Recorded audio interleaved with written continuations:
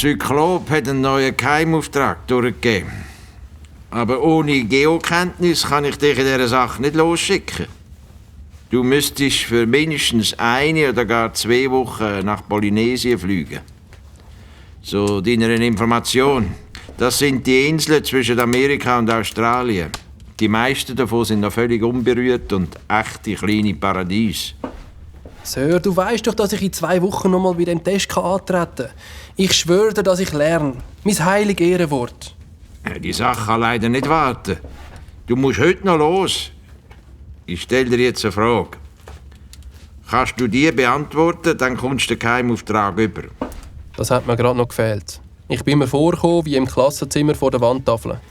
Wie nennt man die flüssige Masse im Erdinneren?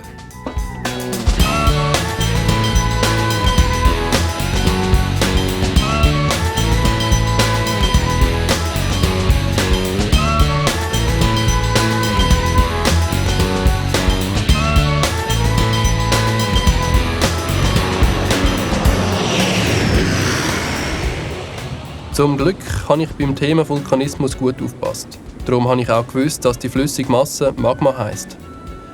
Obwohl der Grossvater sonst nicht gerade grosszügig ist, hat er für den Phantom und mich einen Flug 1. Klasse gebucht. Wisst ihr, was das bedeutet? Riesige Sitze, fast so weich und breit wie kleine Sofas. Auf Knopfdruck haben sie sich leislich surrend in Liegebett verwandelt und die freundlichen Flugbegleiter haben Pyjamas, Küsse und Decken verteilt. Aber das Allercoolste war, dass mein Wolf, der Phantom, in der Passagierkabine mitfliegen durfte. Ich habe meinen Minicomputer, der gleichzeitig ein Funktelefon ist, aus der Notfalltasche vorgenommen. Ich habe noch mal in Ruhe alles durchgeschaut, was mir der Grossvater an wichtigen Daten übergespielt hat. Das Ziel meiner Reise war Taranaki, eine kleine Insel im Pazifischen Ozean. Auf der Insel leben etwa 6000 Menschen. Sie betreiben vor allem Landwirtschaft, Fischfang und züchten Taranaki-Pflanzen. Das ist eine Pflanze, die man nur auf dieser Insel findet. In der Mitte dieser Insel befindet sich der Vulkan Echno. Er war seit mehr als 200 Jahren nicht mehr aktiv. Was aber ist der Grund, in geheimer Mission auf die Insel zu kommen? Die Antwort heisst Dr. Carol Baskin, eine Vulkanexpertin. Sie ist vor 9 Wochen von San Francisco aufgebrochen, um Routineuntersuchungen beim Vulkan Echno zu machen. Vor 8 Wochen hat das Institut, das sie dafür gearbeitet hat, das letzte Mal eine Nachricht von ihr bekommen.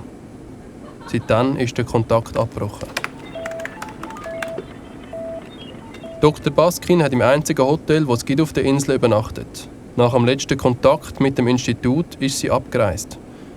Ein Helikopter hat sie auf die Nachbarinsel Route bringen, wo sich der Flugplatz befindet.